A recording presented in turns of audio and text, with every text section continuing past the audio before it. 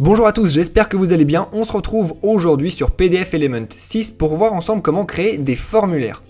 En effet, certains PDF contiennent des zones qui doivent normalement être remplies par les utilisateurs.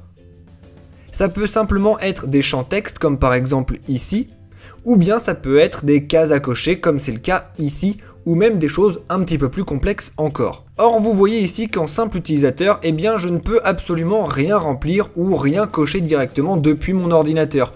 Je dois forcément imprimer le document, le remplir avec un stylo puis le rescanner, ou bien alors je dois disposer d'un logiciel spécial me permettant d'éditer le PDF, ce qui est vraiment contraignant. Heureusement, avec PDF Element 6, vous pouvez créer des PDF qui seront très simplement éditables par des utilisateurs totalement lambda, donc par les personnes à qui vous allez l'envoyer. Pour cela, rendez-vous tout simplement dans la partie formulaire de votre ruban. Une fois que vous êtes ici, eh bien vous avez différentes possibilités pour interagir avec les utilisateurs. Vous pouvez par exemple créer simplement des champs texte. Ce seront des espaces dans lesquels les utilisateurs pourront entrer tout le texte qu'ils veulent. Vous pouvez aussi créer des cases à cocher que l'utilisateur n'aura qu'à cliquer pour valider ou invalider. Vous avez également le bouton radio qui est très proche des cases à cocher, à la différence que lorsque vous avez des boutons radio, eh bien seulement un d'entre eux peut être coché. C'est très pratique par exemple si vous voulez donner le choix entre oui ou non. Comme ça l'utilisateur ne pourra pas à la fois cocher oui et non. Il ne sera obligé d'en cocher qu'un seul des deux. Un petit peu dans le même esprit, vous avez les zones de liste où là vous voyez directement les différentes options affichées et vous pouvez tout simplement sélectionner celle que vous voulez. À nouveau dans le même esprit, vous avez les menus déroulants. Cette fois, vous ne voyez pas directement toutes les options sur l'écran, vous n'en voyez qu'une et vous pouvez ouvrir ce menu déroulant pour en sélectionner une autre. Et enfin, vous avez la possibilité de créer de simples boutons. Ce que je vous propose, c'est donc d'améliorer un petit peu le PDF que nous avons ici en créant trois types d'actions.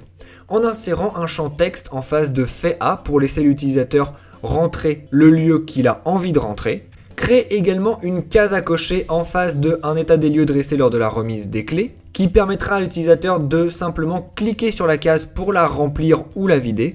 Et enfin un menu déroulant en face de clé remise afin de lui laisser la possibilité de choisir seulement entre oui ou non. Commençons donc tout de suite avec le champ texte. Pour ajouter un champ texte, eh bien je dois tout simplement sélectionner cette option là et après je peux placer mon champ où j'ai envie sur mon PDF.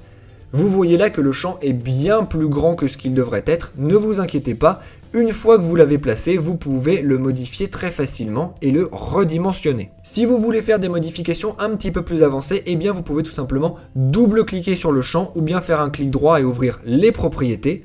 Et vous pouvez avoir accès ici à tout un tas d'options de personnalisation. Par exemple, nous, on pourrait avoir envie de modifier l'aspect pour mettre une bordure à notre champ ou pour modifier la couleur du texte qui sera rentré.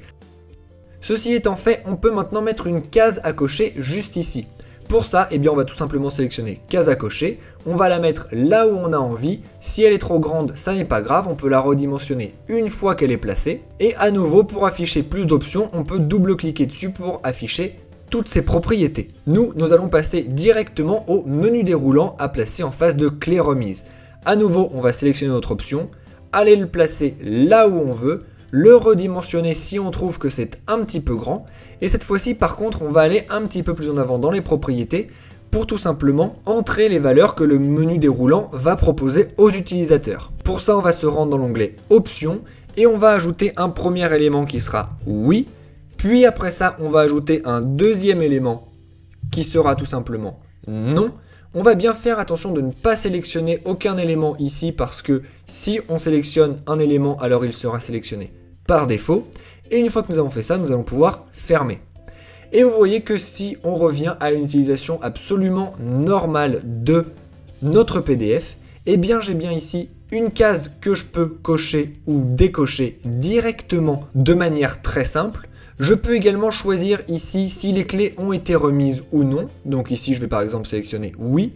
Et je peux également compléter mon texte ici tout simplement en tapant directement avec mon clavier. Vous savez donc maintenant comment créer des formulaires directement à l'aide de PDF Element 6.